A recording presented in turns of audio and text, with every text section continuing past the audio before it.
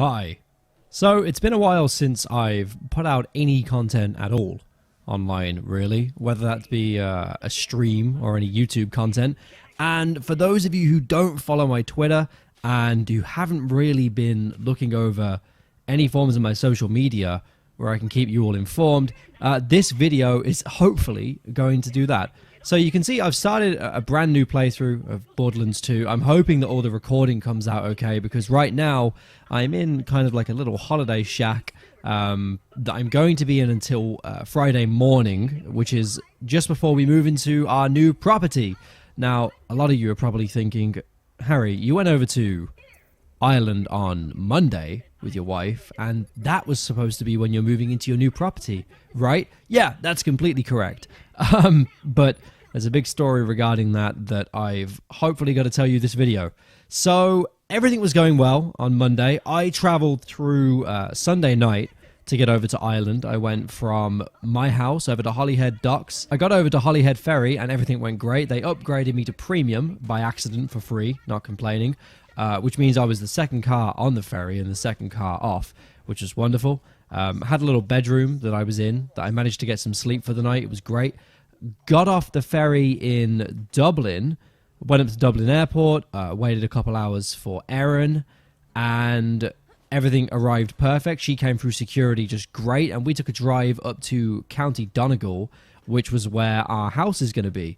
And this is kind of where things started to go to shit. We managed to get to Donegal all smooth and everything went great, and we went over to the letting agency to go and pick up our keys, and they made us sign the lease before seeing the property, which, you know, was a red flag at first, but we didn't think anything of it at the time. We thought we've seen the pictures. They seemed fairly reputable. Everything seemed like it was going to be, you know, kind of okay, with a little niggling in the back of my brain thinking, you know, things might not be perfect right now. So we took a drive from the letting agency up to the property, which is about 5 minutes. And then the last kind of minute of this drive, kind of driving up into the area and up into the road, this is where we kind of started to have bad feelings. As we kept driving, the area kind of generally got worse and worse. And the funny thing was is that we had checked this out. We were on Google Street View before we went, and we had a look at all the area and all of, you know, what was going on there, and it all seemed really nice and all seemed really pretty.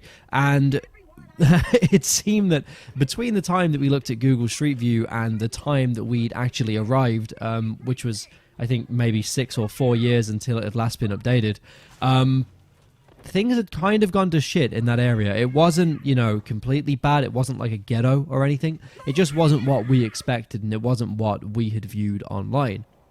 So we pull up to the property, and, you know, I park the car on the drive, and the first thing that we see as I'm kind of, you know, going to park my car is our next door neighbor. And I don't want to judge, you know, I don't want to judge people by their appearances or anything like that. It's not a brilliant way to be, but he was wearing, I mean, I think you guys in America call it a wife beater vest. I don't really know what we call it over here, maybe a tank top. But he was wearing a vest and then kind of tracksuit bottoms, which is fine, you know, comfortable, kind of half sunny day. And then he had one of those like metal chains that you see in like the gangster films or whatnot. And that was what he was holding his dog on.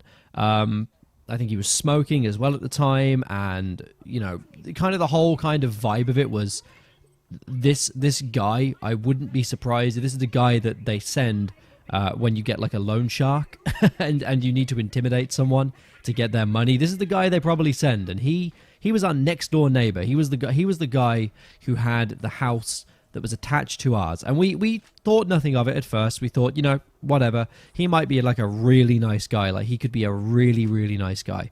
But then we step into the property, and the first thing that we see, well, before we step into the property, we see the door, right? And there's this hole in the door, like if you were to like put your index finger to your thumb, the hole was, you know, nearly that kind of size, and you could see like this blue kind of foam insulation, which I think was the inside of the door, or maybe where they like tried to patch it up to make a makeshift fix for it. So seeing that at first was like, you know, we're still kind of trying to be optimistic here and saying, okay, it might not be as bad as it seems. It may not be completely shit yet.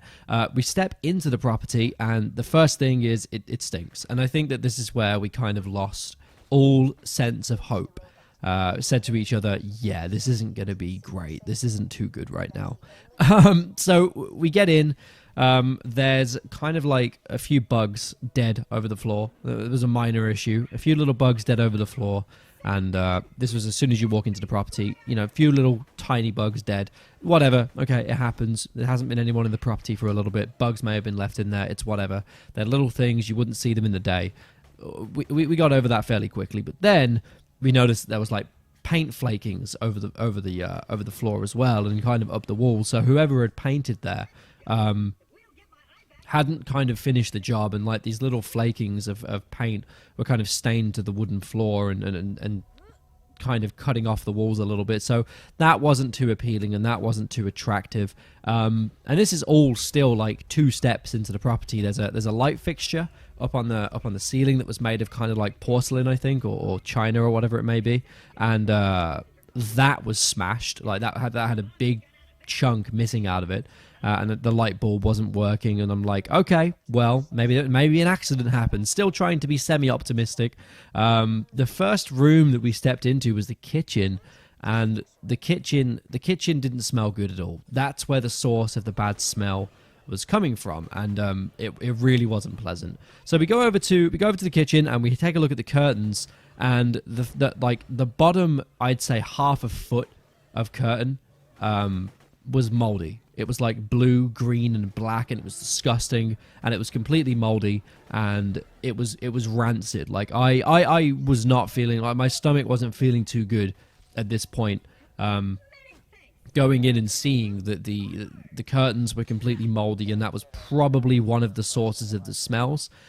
So we go and take a look and thinking, where are the smells coming from? What other problems could this property have? So we open up the fridge, first of all, and we notice that, the little trays that you keep in the bottom of the fridge to keep your vegetables and your fruit in, to keep them fresh, those had split in half, and the guy had like drilled holes either side of the split and attached string to try and keep them together.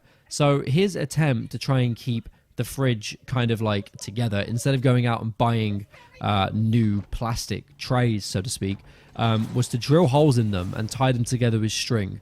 Not the most intelligent person, and I don't want to be like a germaphobe, but if you do that, you're going to get like pesticides and bacteria that live in the cracks, and you're going to get moldy food. It's going to go bad. Whatever you put in there is not going to be good because it's a fridge. So that turned us off the idea, and pretty much said to us that the previous tenant wasn't the brightest, and also didn't really give too much of a shit about the property.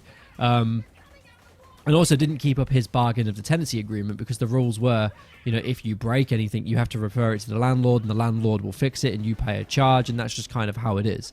The next thing that we did is, I said, let's open up the oven. Let's take a look. And I took a look at first, and then Erin came over and take a look, and we both noticed that there were oven chips that were left, like, I don't know if you in America would call them oven fries, but there were oven chips left in the oven that had been left to go moldy. So there was moldy food, like quite a lot of it. We're not just talking like 3 or 4 chips. We're talking like a bowl full worth of chips left in the oven that were just left to go moldy and shitty. And the whole oven stunk. It was absolutely dreadful. So there was moldy food, moldy curtains. The fridge stunk, and it had cracks in the bottom trays as well, which kind of turned us off the whole idea of the kitchen. The floor in the room next to the kitchen, which was the room where all the utility room, so where the dishwasher or where the washing machine may be, in there the floor was like completely bumpy. It didn't bother us too much, but there was literally like half a foot bumps coming out of the floor, which yet again, not very well maintained property. So we're looking through the windows in the utility room, and I decide, let's take a look at the back garden quickly.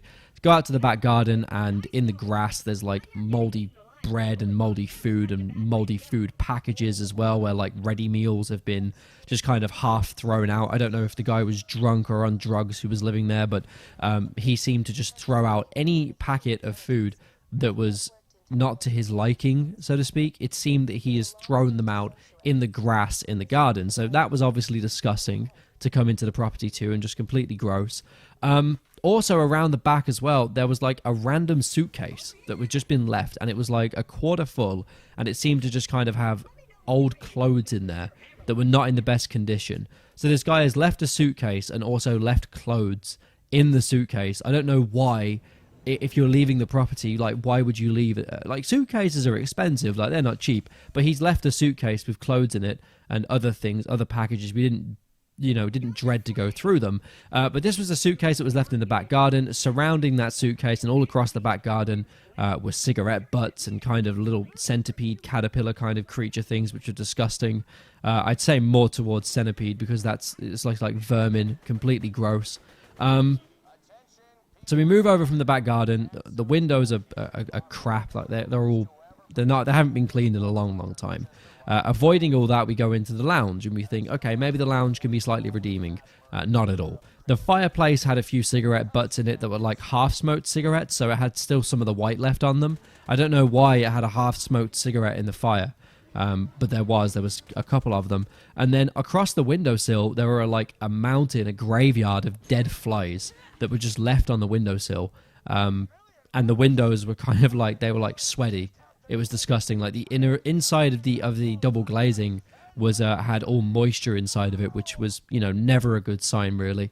We looked behind the door in the lounge as well, and I can only guess that there was also a child living in the house, because there was what seemed to me to be like these brown shit stains all up the wall that it seemed like hands had run through them as well. I'm sorry if anyone is watching this and eating, by the way. I probably should have put a warning before all of this, but I think that by now, if the moldy curtains and the moldy fridge hasn't turned you off your food, maybe this has. I'm not hoping for it, but I'm sorry if it has. So we continue out of the lounge and we go into the downstairs bedroom and think, maybe the beds are sufficient. Maybe we can get these problems fixed. But no, the mattresses, and this is the case for every mattress in the house, had almost had like cigarette butts like put through them. So there were holes in the mattresses with like white and black rings around them where cigarettes had been burnt into the mattress and were just completely rancid. So we move up from the bedrooms. The beds are hopeless. We're never going to sleep on them. This is, already terrible. And we go up to the main bedroom, and in the main bedroom, there was kind of like this little cupboard that led into an insulation area. It's not an uncommon thing.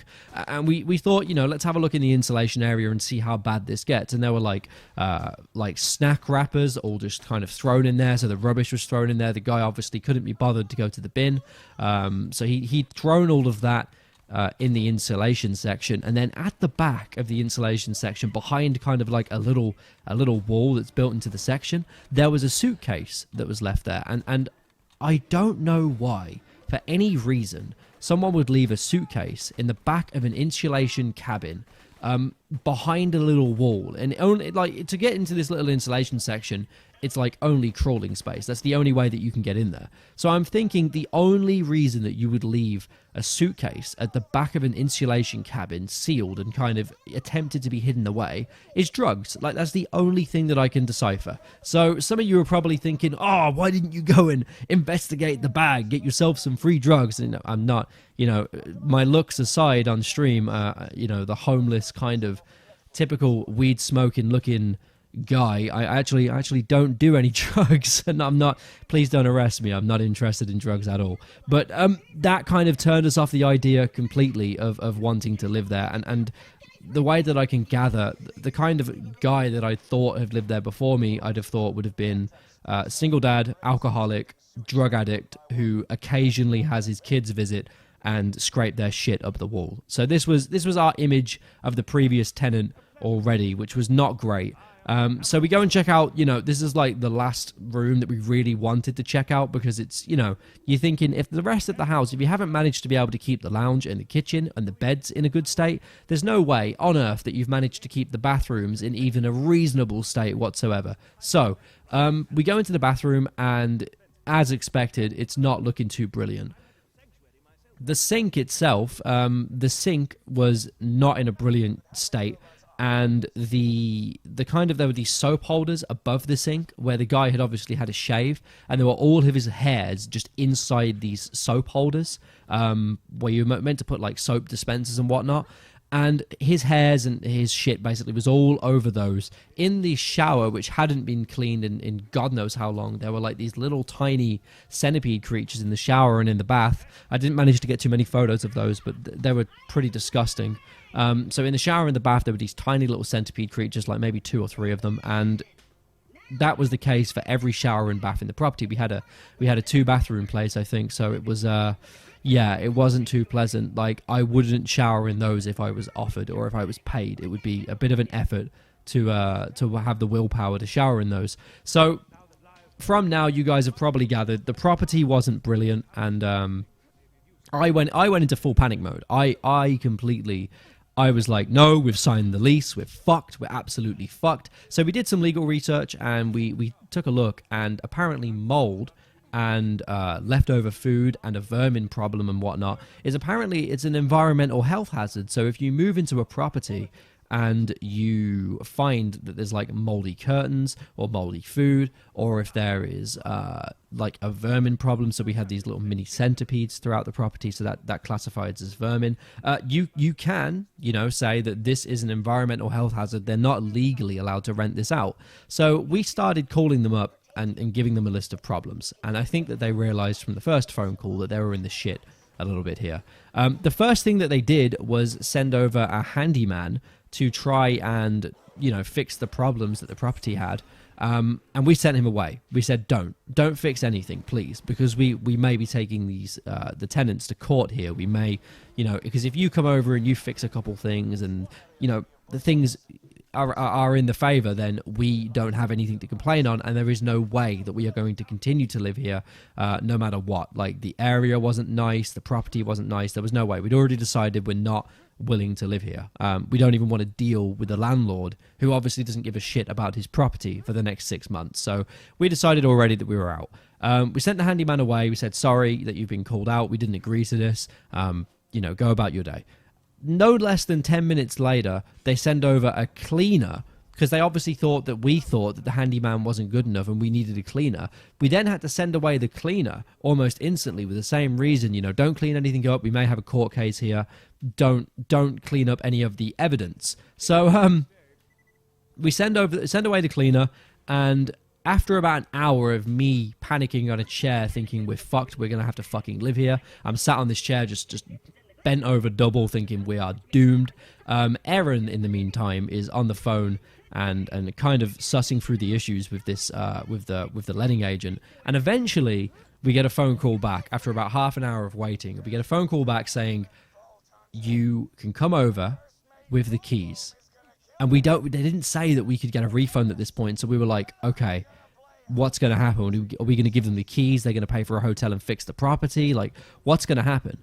But we go over there with the keys straight away, says, if you like, we can void the lease, right? And we can offer you a full refund of your security deposit and your first month of rent. So at this point, we're like, yes, please give us that. Like, give us the full refund, give us everything back. We don't want anything to do with, great. Just be polite for now and get the refund and get the fuck out of here. So we did that. We got the full refund and we managed to get the hell out of there. And this was all Monday.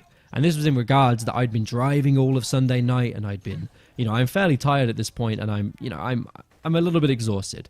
So the first thing that we do is we think, right, this is Monday. There's no way we're going to find another property today to move into. It's already quite late. Let's go and get into a hotel. So we got into a hotel, and the hotels in Ireland are around about average. If you can get them quite cheap, they're anywhere between 70 and 85 euro. We managed to get them for about 75, 80 euro most of the nights. And they don't usually come with breakfast or an evening meal or anything like that. So we managed to get a hotel for 80 euro. And then we went out for like fast food on the night because it's the cheapest thing to do. And that was our Monday. And then our Tuesday, our Wednesday, our Thursday, and then, I don't think our Friday, but our Tuesday, Wednesday, Thursday was spent driving up and down between County Sligo and County Donegal, looking for properties, staying in hotels and burning away our savings, and just essentially trying to find somewhere to live. And eventually we found a place. It's in Sligo. It's really lovely. We had a great time with the letting agent. We even went and saw the property this time, which was a big plus, and we've signed lease on that. But here's the issue. We can't move in until July 1st. So this is why there's been no streams and why there's been no content, because until July 1st, we haven't had a stable place to live.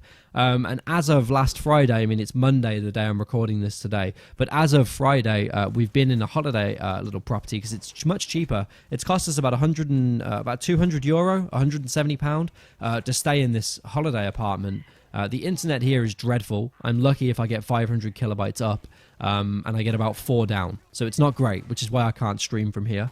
And also the internet is unstable. Like, it will cut out completely every few minutes, which is why I'm having to do YouTube content until maybe Friday. So yeah, I'm in a holiday apartment now with Erin until Friday, until we move into our new property where hopefully I can start recording again. So I'm sorry that this video has been quite lengthy. It has been quite a length of video, about 20-25 minutes, I'm going to say.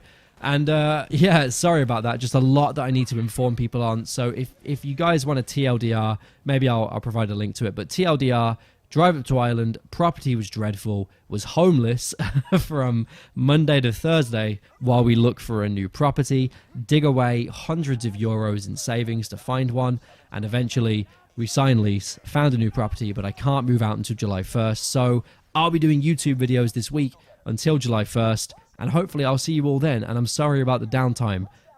Just wanted to fill you all in. And I'll see you all next time.